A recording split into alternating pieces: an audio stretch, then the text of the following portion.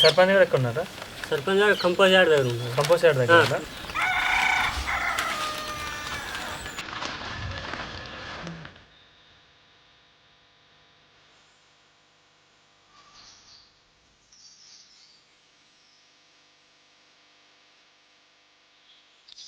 అక్షరాలు ఆ రెండో దాంట్లో ముందు ఇది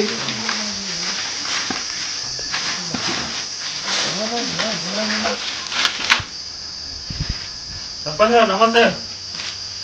మన రామారానికి ఆదర్శ గ్రామ అవార్డు వచ్చింది, చూసారా?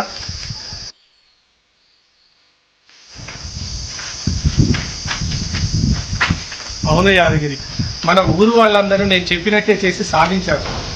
ఇప్పుడు మన రామవరం గ్రామం ఆల్ ఇండియాలోనే నిర్మల్ పురస్కార్ అవార్డు పొందిన గ్రామంగా నిలిచి తడిచేత నిర్వహణలో మనం చాలా ముందున్నాం.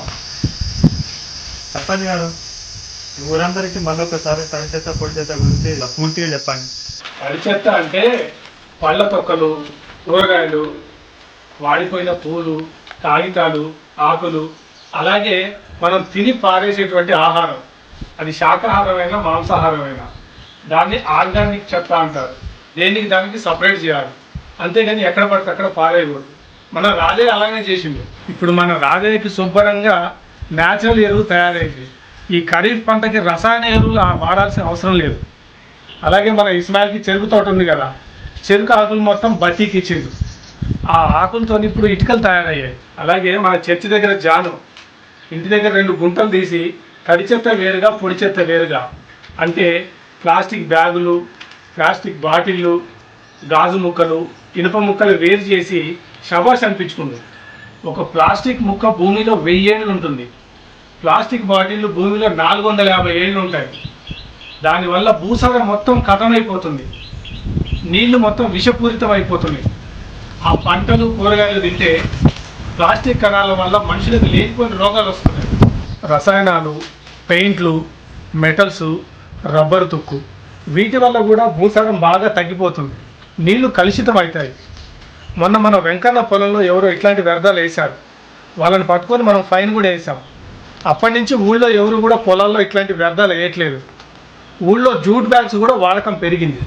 ఇటీవలే స్వచ్ఛ భారత్ మిషన్ న్యూఢిల్లీ వారు మన రామవరం గ్రామానికి వచ్చి రిపోర్ట్ కూడా రాసుకొని వెళ్ళారు.